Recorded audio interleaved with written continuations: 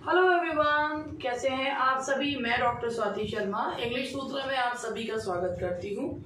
और जूनियर की जो सीरीज हमारी चल रही है, पता नहीं अब क्या चल रही है, मुझे समझ में नहीं आ रहा। क्या आप लोगों को ये सीरीज पसंद आ रही है, नहीं आ रही है? कुछ ऐसा रिस्पांस बढ़िया सा आ नहीं रहा है। जितना पेपर करीब आ रहा था तो मुझे लगा था आप लोग बड़ा ओवरवेलमिंग सा रिस्पांस देंगे, लेकिन ओवरवेलमिंग रिस्पांस ना मिलने से ना दूसरे को भी मन नहीं करता करने का। तो मेरा भी अब ऐसे ही हो रहा है, मेरा मन नहीं कर रहा कि मैं कुछ करूं, क्योंकि मुझे वो रिस्पॉन्स ही नहीं मिल रहा बढ़िया सा। ऐसा लगता है मैं फालतू में ही कर रही हूँ कुछ भी जो कर रही हूँ, फिर भी कर रही हूँ। ठीक है, तो जब तक आप लोग मेरे को एक अच्छा सा ओवरवेलमिंग सा रिस्पॉन्स देंगे, जितने सारे सब्सक्राइबर्स हैं और उसमें से काफी बहुत लोगों ने जूनियर का पेपर भरा हुआ है, तो कम से कम मैं आपसे ये नहीं कहती लाइक कीजिए, कमेंट कीजिए, शेयर कीजिए, मगर अपने अच्छे भविष्य के लिए कम से कम वीडियो तो देख लिया करिए। आप लोग वो भी नहीं करते हो, तो ऐसे कैसे काम चलेगा। और एक बात है, हर टीचर को अच्छा तब लगता है जब उसको एक अच्छा सा फीडबैक मिलता है। और मतलब यहाँ पर तो मुझे ऐसा लग रहा है मुझे कुछ भी फीडबैक नहीं मिल रहा। ये आज की जो सीरीज है इसमें मैंने कुछ जो है वो लिटरेचर के क्वेश्चंस है, कुछ हिस्ट्री ऑफ इंग्लिश लैंग्वेज के भी क्वेश्चंस मैंने इसमें डाले हैं। और अभी और ढूंढ रही हूँ, तो जब तक आप लोगों का पेपर होगा तो उससे पहले काफी सारे क्वेश्चंस मैं आपको हिस्ट्री ऑफ इंग्लिश लैंग्वेज के भी करवा दूंगी। चलिए बात करते हैं। क्वेश्चन नंबर 1 है, आर के Narayan got the Sahitya Akademi award in 1961। और दूसरी बात ये है कि मेरा ग्रामर का जो सेशन है, लाइव सेशन, वो फिलहाल बंद, मतलब अभी मैंने नहीं चला रखा क्योंकि बीच में 2-1 दिन का ब्रेक रहेगा। तो मैं अब आप लोगों से 2-1 दिन बाद लाइव सेशन में मिलती हूँ नए टॉपिक के साथ, ठीक है। और आर के Narayan got the Sahitya Akademi award in 1961। सबसे पहले हम बात करते हैं साहित्य अकेडमी अवार्ड की। तो साहित्य अकेडमी अवार्ड जो कि इंडिया का सबसे प्रेस्टिजियस अवार्ड है लिटरेचर में, जो दिया जाता है और ये 22 लैंग्वेजेस में दिया जाता है। और इस आर के Narayan was the first recipient of साहित्य अकेडमी अवार्ड। और उनको जो है 1961 में कौन से नॉवल के लिए मिला था? तो उनको मिला था द गाइड के लिए। He got the Sahitya Akademi award for the Guide. इसी पे मूवी भी बनी है। Raja Rao got the Sahitya Akademi award. Raja Rao ने the Serpent and the Rope लिखी है, सेमी ऑटोबायोग्राफिकल नॉवल है। हालांकि वो 1960 में आई थी, मगर उसके लिए उन्हें जो अवार्ड मिला है, दैट साहित्य अकेडमी अवार्ड, वो मिला है 1964 में। तो he got the Sahitya Akademi award in 1964। In which year did Rabindranath Tagore get the Nobel Prize for Literature? Rabindranath Tagore को गीतांजलि के लिए नोबेल प्राइज कब मिला है? तो he was the first Indian to get the Nobel Prize। और उनको जो ये नोबेल प्राइज मिला है, he got the Nobel Prize for Literature in 1913। 1913 में उन्हें अवार्ड मिला। Who among the following has translated the entire Mahabharata into English? Entire Mahabharat को इंग्लिश में ट्रांसलेट किसने करा है? एंटायर महाभारत को इंग्लिश में ट्रांसलेट करा है मिस्टर पुरुषोत्तम लाल ने, यानी कि पी लाल ने इस महाभारत को, कंप्लीट महाभारत को इंग्लिश में ट्रांसलेट करा है। The 15th century is traditionally described as, 15th century जो कही जाती है वो लिटरेरी बैरन पीरियड कहलाती है। कुछ समय में कुछ भी ऐसा प्रोडक्टिव नहीं हुआ। 15वीं सेंचुरी में कुछ इक्के दुक्के वर्क्स को छोड़कर वो पीरियड कहलाता है बैरन पीरियड, यानी कि अनप्रोडक्टिव पीरियड। तो ये है, that is the barren period of English literature. Thomas Nash, The Unfortunate Traveler और The Life of Jack Whitton, A Prose Tale is Important। इसे कहा जाता है पहला पिकारस का नॉवल कहा जाता है। पिकारस जो कि लिया गया है पिकारो, स्पेनिश वर्ड पिकारो से, जिसका मतलब होता है राग। अब ये जो वर्क है, ये माना जाता है नॉवल के डेवलपमेंट में हेल्पफुल माना जाता है। तो ये है in the development of the novel. Later 18th century में जब नॉवेल्स डेवलप हुए थे तो उसमें उसका ये एक तरीके से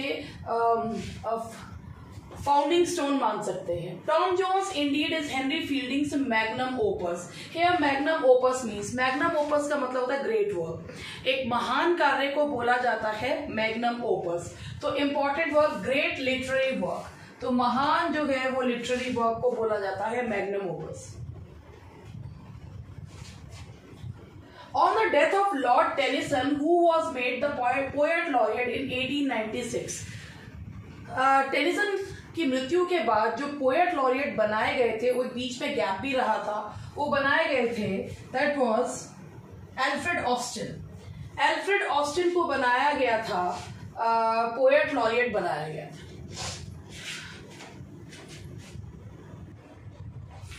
Which novel is considered as the first stream of consciousness novel? कौन से नॉवल को first stream of consciousness novel माना जाता है? तो सबसे पहले हम बात करते हैं स्ट्रीम ऑफ कॉन्शियसनेस। जो ये टर्म था विलियम जेम्स ने यूज करा था प्रिंसिपल्स ऑफ साइकोलॉजी में। इनमें से कौन से नॉवल में सबसे पहले इसे यूज किया गया था? It was used in Dorothy Richardson's Pilgrimage. Dorothy Richardson की पिलग्रिमेज में इसे सबसे पहले यूज किया गया था। उसके बाद यूलिसेस, फिर वर्जीनिया वुल्फ, उनके द्वारा यूज किया गया था। George Bernard Shaw belonged to a Protestant middle-class family. George Bernard Shaw was not an English writer; he was an Irish writer. तो वो belong करते थे आयरलैंड को। He belonged to Ireland. आज मेरी नाक थोड़ी सी बंद है, जुकाम हो रहा है, तो आवाज मेरी ऐसी लग रही होगी। Arms and the Man by Shaw is A.N. Arms and the man है क्या? आर्म्स एंड द मैन जो है एक सटायर है, किस पर? युद्ध पर और लव पर। ये एक एंटी सेंटिमेंटल कॉमेडी है। That's an anti sentimental comedy. कहाँ गया? एंटी सेंटिमेंटल या एंटी रोमांटिक कॉमेडी कह सकते हैं। That's an anti romantic comedy. Yeats was greatly influenced by the Oxford scholar. Yeats जो कि कैल्टिक रिवाइवल के लिए जाने जाते हैं, ईट्स जो है वो ऑक्सफोर्ड स्कॉलर से जिससे बहुत ज्यादा प्रभावित थे, वॉल्टर पीटर से बहुत ज्यादा वो प्रभावित थे। W.B. Yeats was awarded the Nobel Prize for Literature. W.B. Yeats को नोबेल प्राइज मिला है लिटरेचर के लिए 1923 में। He got the Nobel Prize for Literature in 1923. James Joyce Ulysses is based on the pattern of. James Joyce जो यूलिसेस है, यूलिसेस का मतलब था जर्नी, और ये है मानसिक जर्नी, ट्रेवल विद इन। तो ये है होमर के ओडिसी से प्रभावित है। होमर ने ओडिसी लिखा, ओडिसियस या यूलिसेस एक ही है। पुलिट्जर प्राइजेस अवार्ड है भाई, पुलिट्जर प्राइज जो दिया जाता है कोलंबिया यूनिवर्सिटी के द्वारा, और बेसिकली ये दिया जाता है जर्नलिज्म, लेटर्स और म्यूजिक के लिए। तो Pulitzer prize is awarded in the field of journalism. और राउंड कैरेक्टर इज, देखिए राउंड कैरेक्टर फ्लैट कैरेक्टर का जो डेफिनेशन है वो दिया है E.M. फॉस्टर ने अपने वर्क एस्पेक्ट्स ऑफ नॉवल में। एक राउंड कैरेक्टर वो होता है जो कॉम्प्लेक्स होता है, जो चेंज होता है, उसे राउंड कैरेक्टर कहते हैं। जो टू डायमेंशनल होता है, जिसकी ज्यादा कुछ खूबियां नहीं दे रखी होती हैं, जो एक सा रहता है पूरे through out the novel, that is flat character. तो राउंड कैरेक्टर कौन सा होता है? That's a complex one. It's a complex one.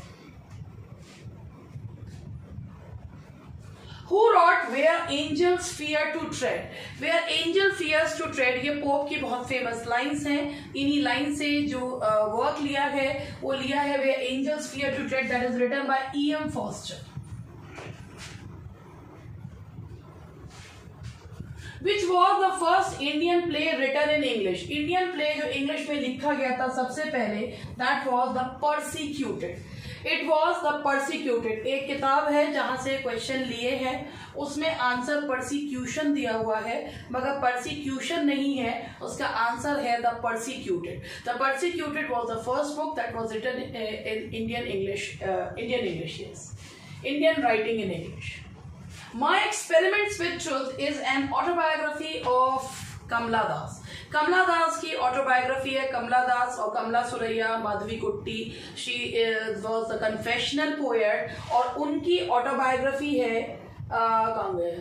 ओ क्या बोल रही मैं, माय एक्सपेरिमेंट्स। आज मुझे लग रहा है मेरा दिमाग चल गया है। माय स्टोरी जो है उसको समझ रही हूँ मैं। ये है माय एक्सपेरिमेंट्स विद ट्रूथ। क्या बोल रही हूँ ये माई एक्सपेरिमेंट्स विद ट्रूथ है और मुझे माई स्टोरी दिख रहा है। आप देख रहे हैं चश्मा ज्यादा खराब हो गया है मेरा।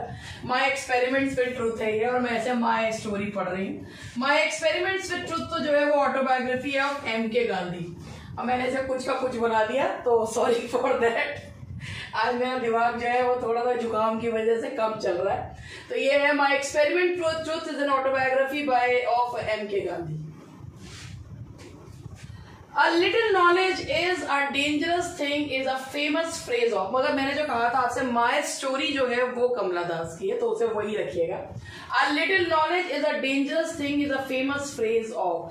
A little knowledge is a dangerous thing ये कहा गया है किसके द्वारा? पोप के द्वारा, कि अधजल गगरी छलकत जाए, ये कहा है किसने? पोप ने कहा। What we know today as Indian English literature was originally called. आज जिसे हम इंडियन इंग्लिश लिटरेचर कहते हैं वो पहले किस नाम से जाना जाता था? That was Indo-Anglian literature. Indo-Anglian literature. In which year the first Nobel Prize for Literature was awarded? सबसे पहले कौन सा साल था जिसमें नोबेल प्राइज फॉर लिटरेचर देना शुरू किया गया था? It was 1901. 1901 में नोबेल प्राइज फॉर लिटरेचर जो है वो देने शुरू किए गए थे। If I'm not wrong, 1901 में ही देने शुरू करे गए थे। तो नोबेल प्राइज जो है वो 1901 में ही देने स्टार्ट किए गए थे। And the next question is Manasi is a collection of poems by. Manasi जो है वो कलेक्शन ऑफ पोएम्स किसके द्वारा है? That is by Rabindranath Tagore. Rabindranath Tagore के द्वारा जो है वो पोएम कलेक्शन है। Manasi is a collection of poems by Rabindranath Tagore. And now the next one is Chandalika is a play by. Chandalika जो प्ले है वो लिखा गया है रविंद्रनाथ टैगोर के द्वारा। Chandalika is a very famous play by Rabindranath Tagore. The subtitle of Godan is. Subtitle क्या है गोदान का? गोदान आपको पता है प्रेमचंद जी का जो उपन्यास है और इसका सबटाइटल क्या है?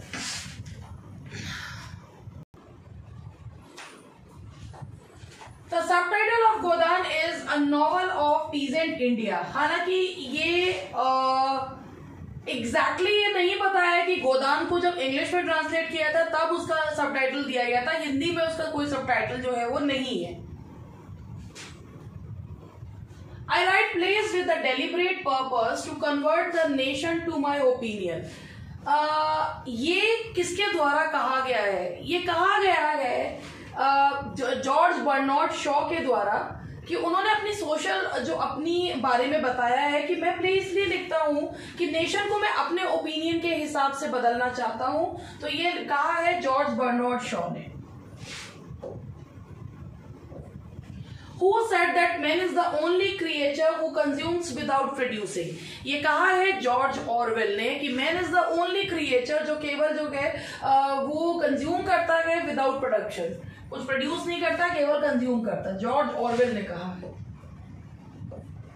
The first Indian author to win the prestigious Pulitzer Prize in the USA.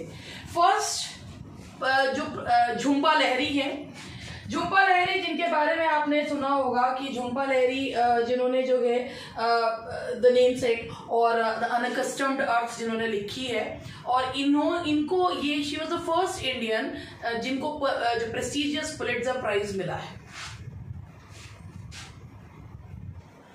Bucolic refers to bucolic the poets who wrote in praise of love, the poets who wrote pastoral poetry, the poets who imitated Pope, the poets who imitated Wordsworth. Bucolic किसको कह सकते हैं? Bucolic उन्हें कहेंगे जो poets जिन्होंने pastoral poems लिखी हैं उन्हें जो है कहा जाता है वो bucolic. The barren period in English literature stretches from, barren period मैंने अभी आपको थोड़ी देर पहले भी बताया था, 15वीं सेंचुरी को कहा जाता है barren period। तो 1401 से 1515 का पीरियड जो है वो कहलाता है barren period कहलाता है। Who coined the phrase Marlowe's mighty line? Actually, blank verse जो ड्रामा में यूज करी गई थी नॉर्टन एंड सैकविले के द्वारा, लेकिन उसे परफेक्ट बनाया था मार्लो ने। और उसकी तारीफ करते हुए बेन जॉनसन ने कहा था कि मार्लो के हाथ में जो ब्लैंक वर्ड्स है that has turned into mighty line. तो इसीलिए ये कहा है किसने, मार्लोज माइटी लाइन, ये कहा है बेन जॉनसन ने। Name the Indian poet, mystic and philosopher who influenced W.B. Yeats. W.B. Yeats के ऊपर, उनकी फिलोसफी के ऊपर जिस इंडियन मिस्टिक का प्रभाव था वो थे पुरोहित स्वामी। पुरोहित स्वामी का उनके ऊपर काफी असर था। A great essayist and journalist is known as Alpha of the Plough. Identify him. कौन से ग्रेट एसेइस्ट उनको जो है वो अल्फा ऑफ द प्लो के स्यूडोनिम से जाना जाता है, जो वो है A.G. गार्डिनर। A.G. गार्डिनर को जाना जाता है। Now the next question is, the inhabitants of England spoke which language before the arrival of Anglo-Saxons and Jutes? एक बात याद रखिएगा, 449 AD में एंगल सेक्सन्स एंड जूट्स, ये जर्मनिक ट्राइब्स थी जो ब्रिटेन में आई। ब्रिटेन के स्थानीय निवासी जिन्हें केल्ट्स कहा जाता था, उन्हें उन्होंने समेट कर भेज दिया कहीं और ये अपनी जर्मनिक लैंग्वेज जो है वो ट्राइब्स की लैंग्वेज हुआ करती थी, वो बोला करते थे। इनकी लिपि र्यून हुआ करती थी और इनके आने से पहले जो केल्ट्स थे वो भाषा बोला करते थे, उसका नाम था केल्टिक लैंग्वेज, यानी कि स्थानीय लैंग्वेज। अब ये मत बोलिएगा ये सेल्टिक होता है, तो प्रोनाउंसिएशन इज केल्टिक। सेल्टिक भी बोल सकते हैं और केल्टिक भी बोल सकते हैं। Who coined the term the Great Wall Shift? Great vowel shift जो टर्म, ये लैंग्वेज के क्वेश्चंस हैं। ऑटो जेस्पर्सन, ये टर्म दिया है ऑटो जेस्पर्सन ने। द ग्रेट वॉल शिफ्ट का मतलब होता है कि वॉल शिफ्ट का मतलब प्रोनाउंसिएशन में चेंज होना, और ये किसने दिया था, great vowel shift. This term was given by Otto जेस्पर्सन।